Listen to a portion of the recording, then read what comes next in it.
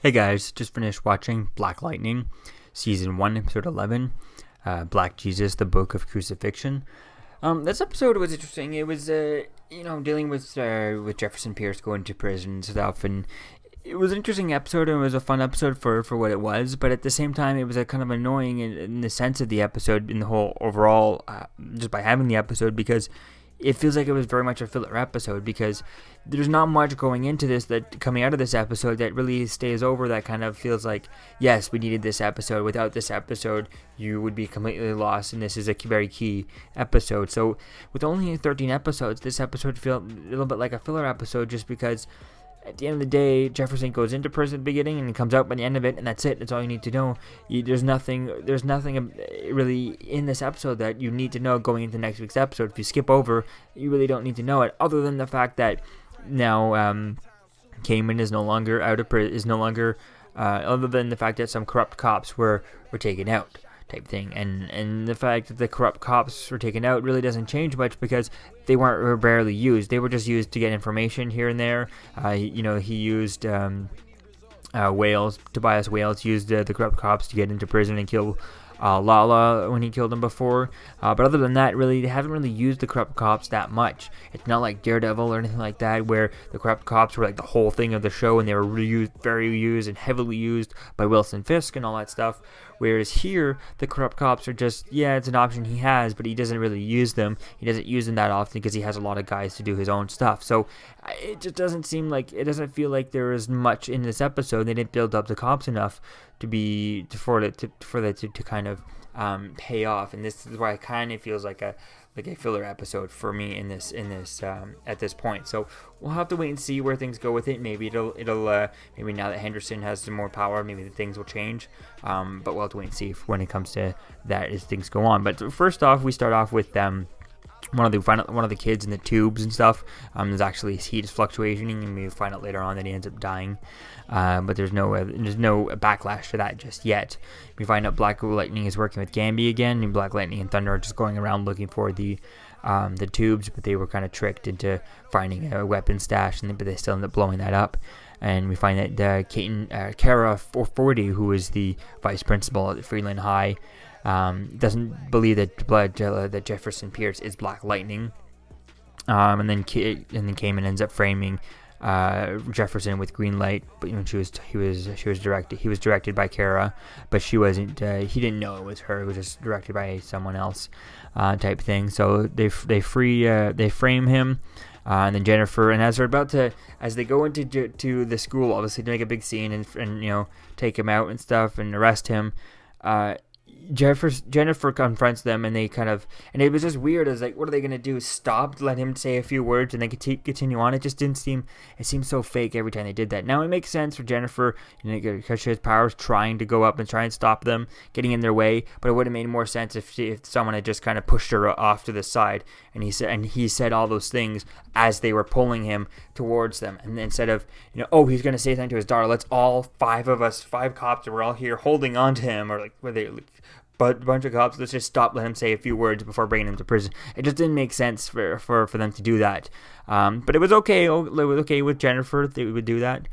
But then later on, in the next thing we see is as he's about to get into the car, they're about to put him in the car, and this is there. And again, they let him stop and talk to Anissa, which it was just kind of silly. They never get to. It's if you watch anyone getting arrested, you see that no matter how many people are around them, they never get stopped to be able to say anything. So it's just kind of silly and stupid the way she was doing that. And instead, what was she going to do? Stop and use her power to type thing?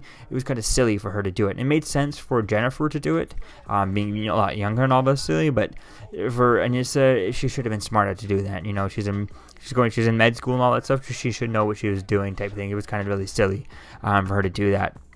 And then we get Henderson finds out, he ends up finding out the whole thing, and he tries to do all kinds of stuff, and he can't really do anything. His hands are tied behind his back, especially when they try to take Jefferson away using the ASA and send him to a government black site. But then Henderson ends up finding about Glendon, and Glendon was the one who actually put the bags there, which was kind of interesting at the beginning of the episode when he opened up the back of the setup, and he did it, and he was doing it at the back of it, and I couldn't help but notice that a lot of the students were all watching the whole thing, and they were about to plant evidence on him where there were so many onlookers who were able to watch the whole thing go down. It just made no sense of doing that rather than just kind of plant it on him secretly, or have, I don't know why his actual secretary, his what's her face? Why didn't Kara Fordy? Why didn't she plant this stuff on him? She has access to his office when he's not around. That would have been way better if she had a little bit of stuff to put around in his office. Plant things in different places. It would have made way more sense for her to be able to do that rather than the cops doing that while the whole school is pretty much watching them. Or at least half of the school who could see the front, who is on that half of the school, right, would be able to see and watch a lot of them. And there were some people, in the high place. It just seemed like the worst place to really frame someone, because so many people were were looking on and watching the whole thing go down. So it was just kind of silly the way they did that, rather than just go off of, have someone connected to her, who has access to his office, access to his stuff, have that do that there, and have some places there. She could have, planted some stuff and hacked into his computer, or taken a USB drive and hidden some files of, some contact information of local drug dealers and stuff like that, and local, known drug addicts and stuff. And that would have been enough to also frame people, like fake conversations that he's been having between people trying to sell drugs and all that stuff. And it just would have been a lot more easier if she had done it rather than the way they did it so out in the open. But Henderson finds out, and he ends up getting the guy who did it to confess him, but he tells him he doesn't want him, he wants Caden. And then he ends up, so he tries to make a deal with him. Then Gamby makes a holographic Black Lightning for Thunder to wear, and she's going out fighting and stuff, or pretending to fight and stuff. And it's interesting with that. It was the holographic idea is interesting, but at the same time kind of silly. And then the whole, it's just, where's Gamby getting all the money for this? Yes, he used to be ASA and all that stuff. Did they give him, like $10 million?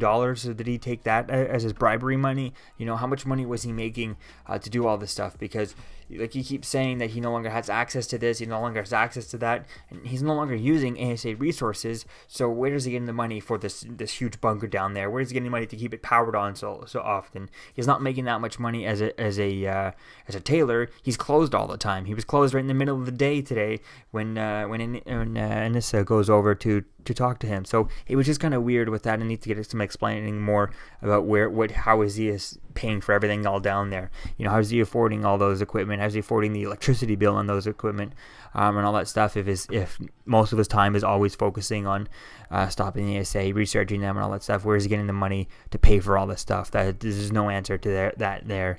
And he's becoming very much of like a Swiss Army knife, like too easy to know everything and to answers for every question type thing. It's getting kind of annoying with Gamby.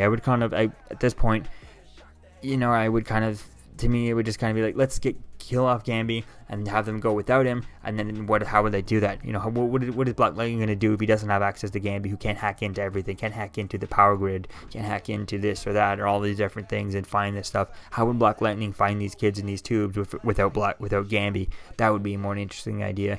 I would think it'd be a little bit more real rather than him you're just able to find it, telling you where it is. No explanation, no anything like that. It's just kind of annoying. I mean, it just doesn't explain everything. It explains his skill level and all that stuff, but how is he affording the rest of it, and how is he affording all that stuff? Did he have a $1 million a year job type thing, and has a couple of $10 million sitting in the bank, just sitting there to be able to pay off some stuff? I don't know. All you need to do is just explain it. Maybe he was paid, very handsomely when he was working for the ASA, and he, invested in something property type thing that would make sense. And then just explain that, something that would give us some reason why. How is he able to pay for the bunker down there? Because he's clearly not making it again from the tailoring job, because he's never there. He's barely ever there doing anything. We never see him actually working with anyone or having any customers, and he's closed at terrible.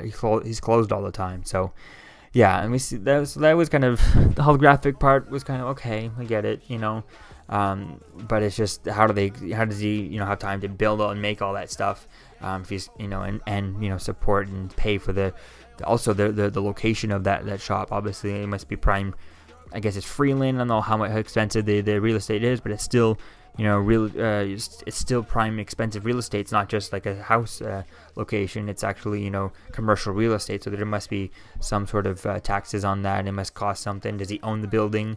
Does he own the building on top? How else, how is he doing all kinds of stuff? That would make sense now. If you own the entire building and he's also renting it upstairs to other people, then there you go. That's how he's making his money. If he's renting the place, then his rent must be really high. And does the renter know about the secret bunker type thing? So that's all questions we need to have answered before the end. So we get Henderson. Then we get Henderson, gets the guy who framed him, Glennon, to confess in planting the green light, and then Henderson arrests Kanan, and Henderson becomes deputy chief at the end of the episode, and then we end it with the Pierce family having dinner with Gamby and stuff. So all in all, this episode, it was an okay episode. It was interesting the way they were doing things. Like I said, the way Nissa and Jennifer were acting when their father was getting arrested was kind of silly. It makes sense for Jennifer because she's younger, but at the same time, the cops were just stopping and letting them, like the corrupt cops were also stopping them and just letting him make his speeches and stuff. It didn't make sense. There were so many of them too holding him that none of them just kind of moved, just pushed people, kids away, out of the way. It just didn't make sense. It was kind of annoying the way that whole arrest scene was kind of, it was just so cliche and annoying and didn't make sense to it. And Anissa should be sort of been smarter than that. So all in all, on its own, other than that, it was okay. The speeches were good, and the speeches that he did have were interesting and stuff, were nice and stuff. But it just seemed fake. The fact that he would have get that time to even say those full-on speeches. It should have been just quick one sentence things that he's able to blurt out as he's being dragged away, not. Let me just say to let me just take 5 minutes to say goodbye to everyone who tries to stop us type thing. That was kind of annoying. But like I say, it kind of feels like a filler episode. But yes, we now have Henderson as deputy chief. We'll have to wait and see where things go from this. I mean, it feels like now, if they'd waited for him at the end of the season, it would have been a bigger, it would have been a bigger achievement for Henderson to take down Cayman and all that stuff. But at this point, now that he's done that, it's like, what's left for him to do? Where's there going to be like the fulfillment of that when he's going to finally be able to say, yes, I took him down, I took this all down.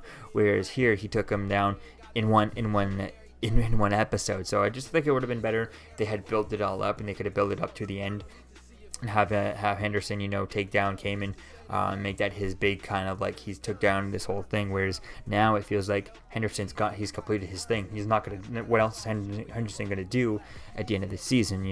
Where is he going to go from here? Now, if Henderson gets kicked back down and Cayman gets back out because they have, the SA and Wales have corrupt politicians and corrupt judges and all that stuff that change everything, then I could see that kind of being the whole thing where he has to again fight back and do it again and fight back, and it's really going to be a bigger challenge for him to go after it, kind of the way I can't think of Brett Mahoney over on Daredevil. He was the one good cop and who was able to defeat everyone else, type thing. All the other corrupt cops. So I think it's going to be cool to see where things go with Henderson. Hopefully he has more to his story than just this, because at this point it feels like he's peaked within the show. So it's going to be cool to see where things go with this, and also would love to see what Henderson thinks of, if Henderson's going to find out if that Jefferson is Black Lightning. We'll have to wait and see where things go with that. But all in all, it's going to be pretty cool to see where things go from here. And I'm hoping at the end of the season, going into season 2, since we did get it confirmed this week that Black Lightning will be getting a season 2. Hopefully we can get some sort of an ending. If I'm not mistaken, obviously they filmed this show they filmed it completely before they were done filming, before the show even started, type thing. So I think it's going to be interesting to see if they had a way to set it up for next season, whether or not that it was some sort of cliffhanger, but setting up maybe one of those kids who are in those tubes, and if one of them ends up being someone else from the comics. I think that could be really cool, just seeing someone, I don't know, I know a lot of people would like to see Virgil or some characters like that. They could be quite interesting. I would also like to see someone would make more sense, instead of having Gamby kind of with all this tech and stuff, having someone like Jaime Reyes, Blue Beetle. That could be an interesting character to have on the show. But at the same time, with this budget stuff, having Blue Beetle being constantly CGI and all that stuff would be something a bit difficult for the show. But they do it on Smallville, but it was only for one episode, so I think the idea could be interesting to see, and Blue Beetle could be a fun character to have on the show, because you don't have to have him completely Blue Beetle in all costume the whole time. You may every now and then he just uses just his handgun, just a different stuff. But I think it'd be interesting to have Blue Beetle on the show and how that would play off. But I most likely would assume that they would save that character for something like the Titans show that's supposed to be on the DC streaming service. So all in all, it would be cool to see. Definitely can't wait to see who we get.